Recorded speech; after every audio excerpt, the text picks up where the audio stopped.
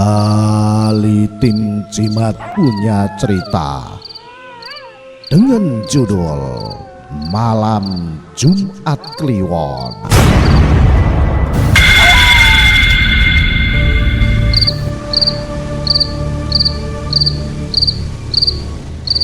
Malam ini terasa angin berembus lebih sering, membawa rasa dingin hingga menusuk ke tulang. Aku baru saja selesai menata tas dan bergegas untuk pulang. Kulihat jam tangan yang melingkar di pergelangan tangan menunjukkan pukul 22.30 sudah larut malam. Bener-bener sial sekali. Kenapa sih bos selalu beri tugas mendadak? Berkali-kali aku mengumpat dalam hati. Kantorku terletak di lantai 15. Jam segini tentu sangat horor untuk turun menggunakan lift sendirian. Aku sudah menelpon security di lantaiku untuk mengantarku ke bawah. Sedikit lega satpam bersedia meski aku harus mengeluarkan uang rokok sebagai tanda terima kasih. Aku membawa tas berisi laptop, dompet, serta beberapa berkas, sedangkan handphoneku masukkan dalam kantongku. Mbak, sudah selesai lemburnya, tegur Pak Jati dari pos jaganya. Sudah Pak, maaf ya Pak, jadi merepotkan. Gak apa-apa Mbak, kebetulan saya juga mau turun, ucap Pak Jati sambil tersenyum. Aku dan security itu pun masuk ke lift, menekan angka 1 untuk menuju pintu utama gedung. Merasa canggung, aku pun memulai pembicaraan. Pak Jati sering jaga malam ya? Saya beberapa waktu ini gak ketemu kalau siang. Tanyaku memecah kesunyian di dalam lift. Iya Mbak, sudah seminggu ini saya selalu jaga malam. Anak-anak lain gak mau tukar shift.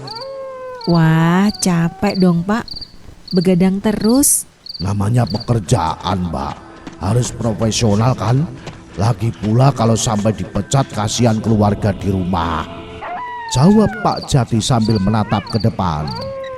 Aku memang pernah mendengar perihal Pak Jati yang penyayang keluarga. Beliau berusaha bekerja sebaik mungkin demi mencukupi kebutuhan keluarga serta pengobatan istrinya yang tengah sakit. Semangat ya Pak. Iya, Mbak juga semangat ya. Jarang ada pegawai mau lembur di hari Kamis loh. Perkataan Pak Jati memancing rasa penasaranku. Loh, kenapa Pak? Kamis kan berarti malam Jumat Mbak. Seperti saat ini kebetulan malam Jumat Kliwon. Perkataan Pak Jati justru menyadarkanku kalau malam ini adalah malam Jumat Kliwon. Aku deg-degan antara bersyukur sudah selesai pekerjaan dan bisa pulang tanpa takut, atau justru jadi was-was karena suasana berubah drastis. Dingin mulai menyeruak. Kulihat angka lift terus berkurang hingga rasanya segera angka 1 dan pintu terbuka.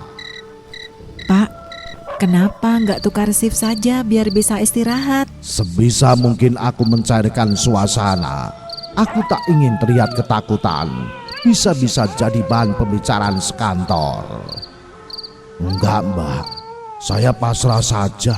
Lagi pula kerjaannya sama kan? Iya ya Pak, kalau keliling juga sampai atas ya Pak? Iya Mbak, semua gedung dicek.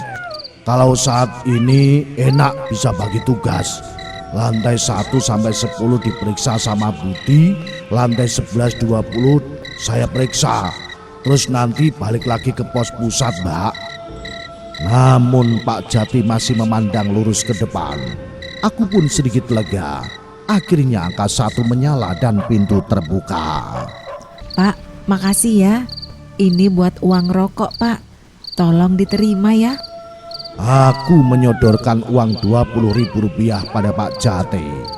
Gak usah Mbak, buat Mbak saja. Saya langsung naik ya, mau keliling lagi. tolak Pak Jati dengan halus. Terima kasih banyak, Pak. Hati-hati ya di jalan. Aku pun keluar dari lift dan melambaikan tangan. Tiba-tiba seseorang menepuk pundakku dari belakang.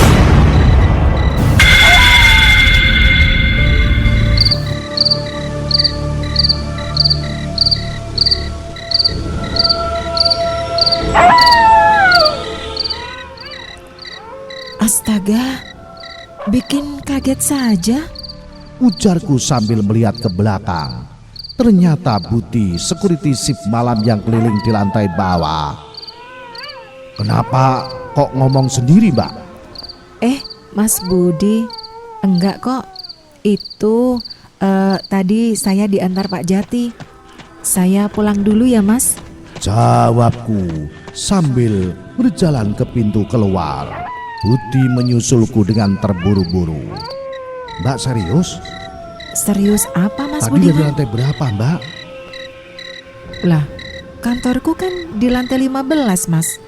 Ucapku santai tanpa merasa hal yang aneh. Iya, Mbak, hati-hati di jalan ya. Jawab Buti mengakhiri pembicaraan. Aku pun pulang naik taksi online pesananku. Biasanya aku naik bis atau ojek, tapi berhubung sudah larut dan angin kencang seperti akan hujan, aku memutuskan naik taksi. Pak, boleh saya duduk di depan saja?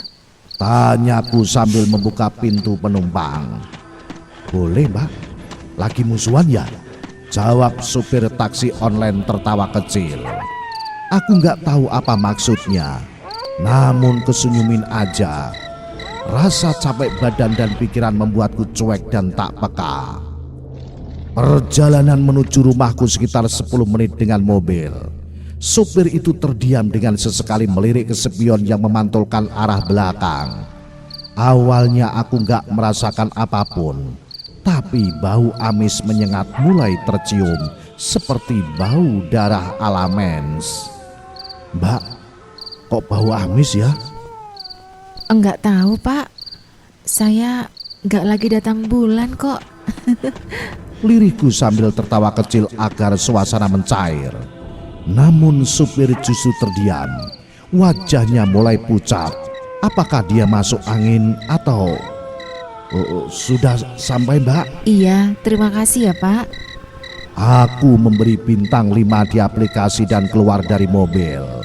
Supir itu bergegas menginjak gas mobil, melaju agak kencang, menghilang di ujung jalan belok. Saking kencangnya sudah tak terlihat mobil taksi itu.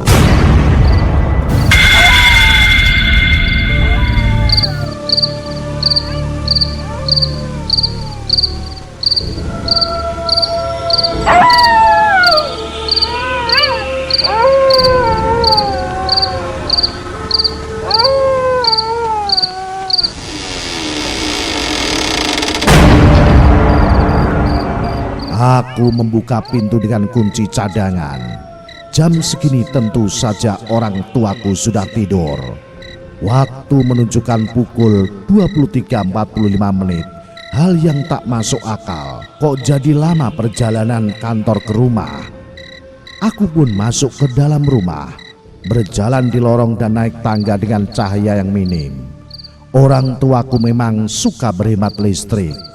Aku membuka kamar, meletakkan tasku yang berat dan mengambil baju ganti itu sekedar membasuh badan dan cuci muka. Aku ke kamar mandi di dalam kamarku. Ayah memang sengaja membuat kamar mandi di dalam kamarku. Seusai mandi dan berganti pakaian, aku bergegas berbaring di ranjang. Sudah pukul 00.01, aku mencoba memejamkan mata tetapi susah. Ku ambil gawai di atas mejaku. Ada satu pesan ku terima. Aku pun membuka pesan itu, ternyata dari Budiman. Aku pun bingung dengan pesannya, segera ku balas. Aku jadi merasa takut, pasti ada sesuatu. Seketika bulu kuduku berdiri, merinding sekujur tubuh. Aku lekas membalas chat dari Budiman dengan penuh pertanyaan di dada. Aku meletakkan handphone di meja samping keranjangku. Rasanya antara percaya atau tidak, Namun ketakutan menyeruak di dada. Aku bergegas tidur, mengenakan selimut sampai menutupi wajah, berharap lekas hanyut ke alam mimpi dan terbangun di pagi hari.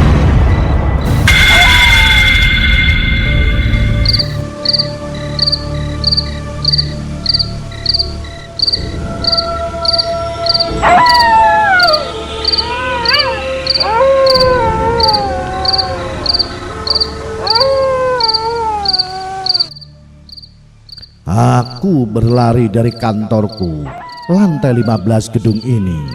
Bagaimana aku bisa lolos? Liftku tekan dengan cepat tetapi nihil. Angkanya hanya terdiam. Akhirnya aku turun melewati tangga darurat. Ketakutan dan tergesa-gesa, aku menuruni anak tangga hingga melewati lantai satu persatu menuju ke pintu exit lantai 1. Keringat menetesi dahiku. Terlebih saat mencoba membuka pintu exit tetapi tak bisa. Beberapa kali kudobrak pintu itu. Entah tenagaku yang kurang atau pintu yang terlalu kokoh. Sesaat kurasa ada sesuatu di balik punggungku. Aku ketakutan dan gemetar. Bahkan untuk menengok pun aku tak sanggup. Tiba-tiba aku terbangun dari tidur. Semua hanya mimpi. Rasa takut masih terasa, gemetar. Untung hanya mimpi, seakan nyata, membuatku ketakutan setengah mati.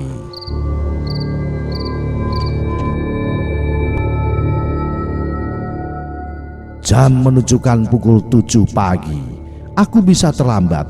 Bergegasku beranjak dari ranjang, menyiapkan keperluan bekerjaku. Mandi sebentar dan lekas berangkat.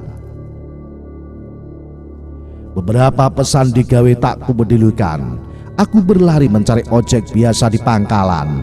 Segera meluncur ke kantor. Walaupun jam kerja pukul 8 pagi, aku sudah terbiasa sampai di sana setengah jam sebelum waktu bekerja dimulai. Sesampainya di depan gerbang gedung berlantai 20 itu, Budiman melambaikan tangan ke arahku. Dia berada di pos satpam depan gedung dekat jalan di parkiran. Aku pun menuju ke sana. Pagi, Mbak. Pagi, Mas. Ini bener toh nungguin aku? Iya, Mbak. Tadi aku sudah SMS tapi belum dibalas. Duduk sini, Mbak, di pos. Iya, terima kasih. Mau cerita apa sih? Begini ceritanya, Mbak. 2 minggu yang lalu Pak Jati izin untuk tidak bekerja. Tetapi sama atasan tidak diizinkan. Lalu malam harinya saat beliau jaga shift malam, lift tiba-tiba rusak dan tidak bisa terbuka. Beliau mengecek karena ada emergency call dari lift. Naiklah melalui tangga darurat. Entah karena apa, Pak Jati terjatuh dari tangga darurat. Keterangan dokter sih serangan jantung. Cuma anehnya, lift rusak di lantai 7, tetapi Pak Jati ditemukan meninggal di tangga darurat lantai 15. Kejadiannya sengaja ditutupi agar penyewa gedung tidak takut. Hanya saja pemilik memberi pengumuman setelah jam 9 malam, lantai 11 ke atas ditutup sementara. Makanya kemarin saya kaget, kok Mbak bisa turun padahal liftnya dikunci. Jelas Budiman sambil menengok kanan kiri tak tenang. Aku terdiam sejenak.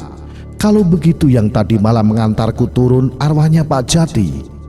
Seketika aku merinding, padahal cahaya matahari mulai naik membawa kehangatan.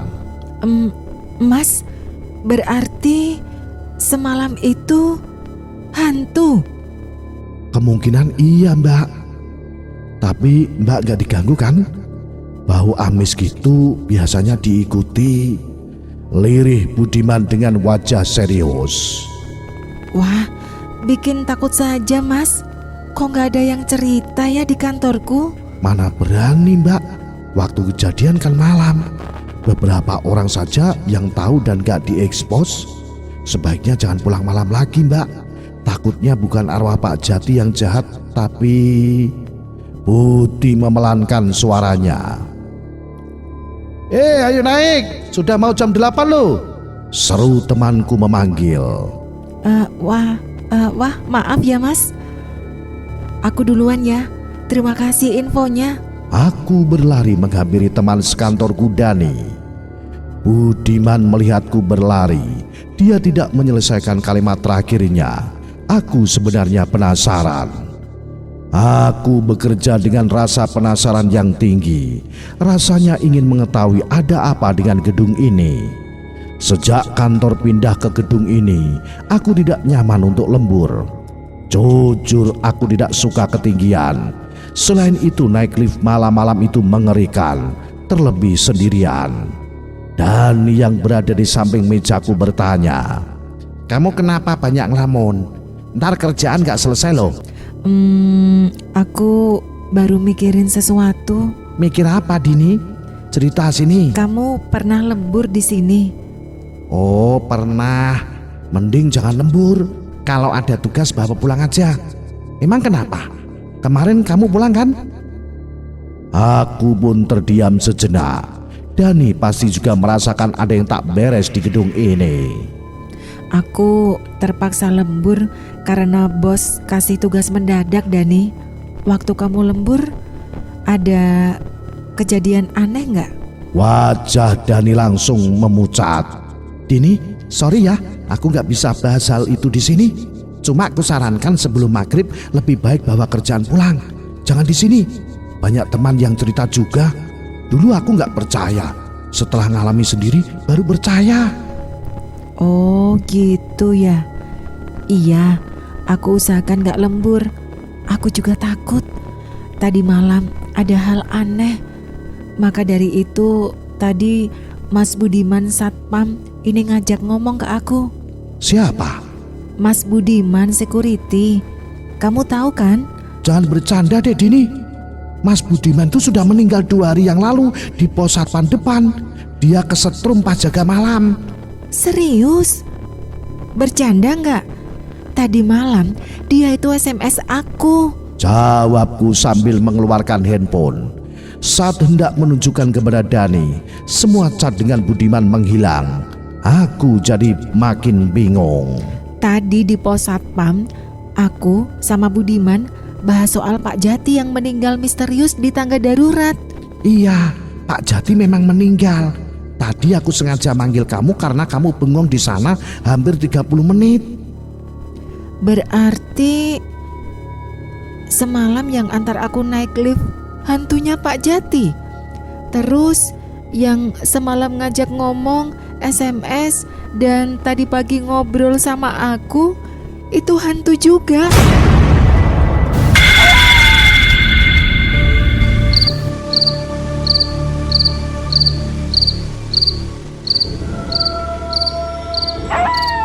Seketika kepalaku pening, rasanya lemas dan takut bercampur padu.